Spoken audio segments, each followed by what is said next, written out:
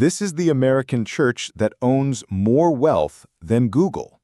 With land stretching coast to coast, billion-dollar institutions under its name, and entire cities built around its reach, this church quietly became one of the most powerful financial forces in the Western Hemisphere. While Google dominates data, this church dominates real estate. While tech giants chase innovation, this church built an empire on tradition, loyalty, and tax-free expansion. And the most unsettling truth is this: almost no one knows how much it really controls. The Catholic Church in America is not just a religious body. It is an economic giant hiding behind crosses and cathedrals. From New York to Los Angeles, from farmland in the Midwest to universities in the Ivy League, its holdings are so vast that even experts struggle to calculate them. Some estimate that Catholic dioceses together control more than $200 billion in assets. Others suggest far more, once you include its universities, hospitals, charities, and trusts. Its power was not built in a decade. It was built over centuries. In colonial America, wealthy families donated land to the church, hoping to secure blessings, legacies, and family honor. Those parcels of land were never sold. They were leased, developed, and quietly transformed into some of the most valuable real estate portfolios in the country. Walk through Manhattan, and you'll find the Catholic Church's footprint everywhere. From schools to churches to administrative offices, much of the land lies in neighborhoods worth billions. A single block near Park Avenue could rival the yearly budget of a mid-sized corporation. Yet no stock ticker reports this value. No balance sheet is published. It all sits under the protective veil of nonprofit status. Education became one of the church's most lucrative arms. Institutions like Georgetown, Notre Dame, Boston College, and Fordham collectively hold endowments in the billions. Notre Dame alone manages more than $18 billion. These universities not only educate future leaders, but also funnel tuition, donations, and research money into Catholic-owned systems. Each campus is a fortress of influence, prestige, and financial power. Healthcare is another pillar of Catholic wealth. Systems like Ascension, Common Spirit, and Catholic Health Initiatives rank among the largest nonprofit providers in the United States.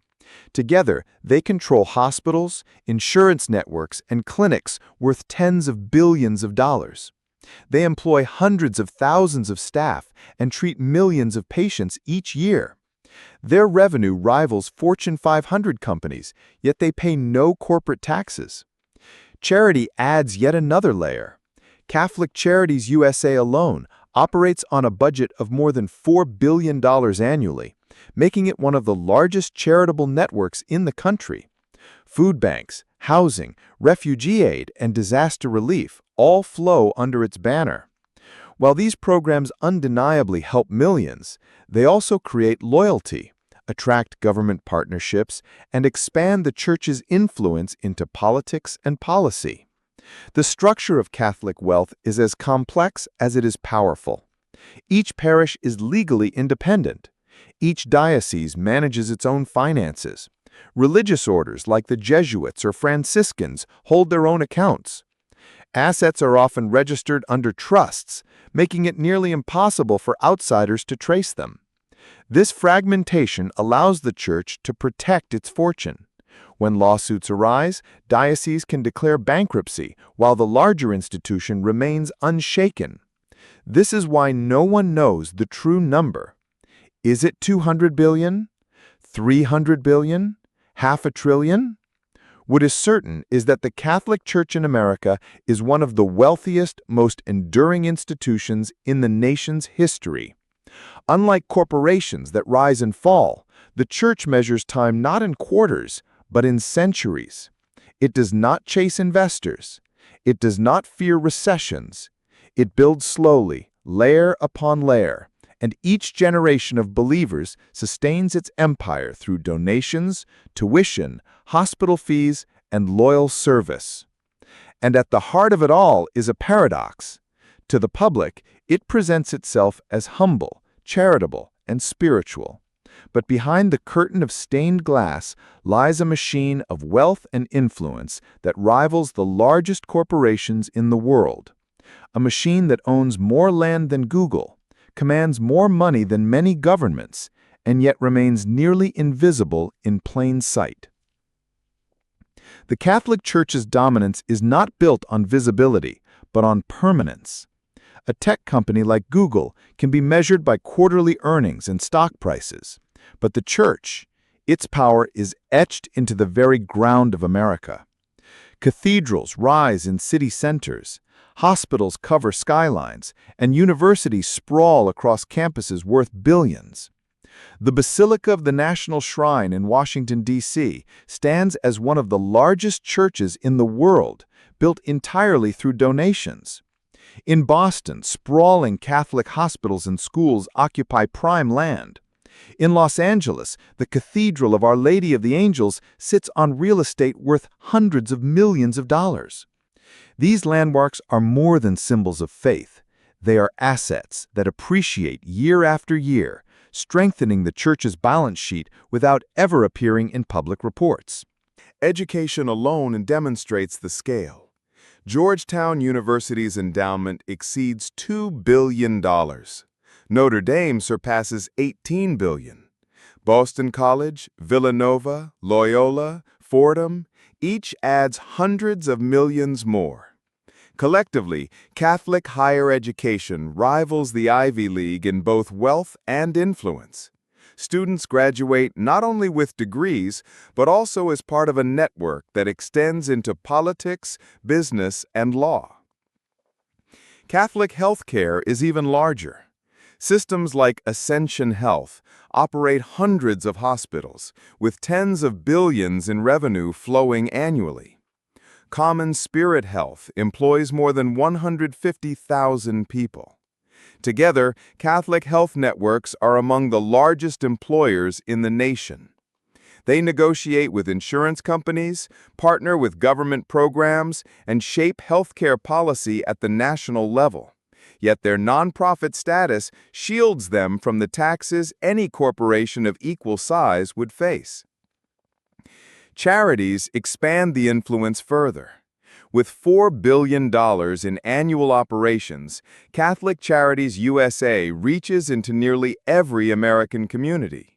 Disaster relief, refugee aid, and housing programs ensure the Church's presence in the lives of millions, often filling gaps that governments cannot. In doing so, the Church strengthens its moral authority while maintaining a steady flow of donations and state partnerships. The Church's structure is what makes it untouchable. There is no single CEO, no corporate board, no unified accounting system. Each diocese, parish, and order holds its own finances. When scandals or lawsuits threaten, dioceses have declared bankruptcy to shield assets, while the wider Church continues unshaken. This fragmentation makes it impossible for regulators or investigators to measure the full scope of Catholic wealth. And yet, the influence extends beyond money. 1 in 5 Americans identifies as Catholic. That voter base makes the Church a decisive force in politics. When bishops or cardinals speak on issues such as abortion, healthcare, or education, their voice carries weight in Congress and in state legislatures. Politicians seek Catholic approval. Corporations partner with Catholic hospitals and schools. The Church's reach stretches from Wall Street to the White House. This is why comparisons to Google, Amazon, or Apple fall short. Those companies dominate markets, but their fortunes rise and fall with consumer demand. The Catholic Church is not a market player. It is a timeless institution that has endured wars, recessions, and scandals for centuries. Its wealth grows quietly, shielded by tax exemption, sustained by loyalty, and multiplied by land that only increases in value. How much is the Catholic Church in America worth? No one truly knows. Estimates place it between $200 and $300 billion. Some whisper that if all assets were combined, land, universities, hospitals, investments, and trusts, the number could rival $500 billion. But the Church will never confirm. Transparency is not in its nature. To the faithful, it remains a house of worship, a place of prayer, and a community of service. But behind the hymns and the altars lies one of the most sophisticated financial networks in modern history. It is an empire disguised as a religion, a powerhouse richer than Google, and perhaps the single most underestimated institution in America today.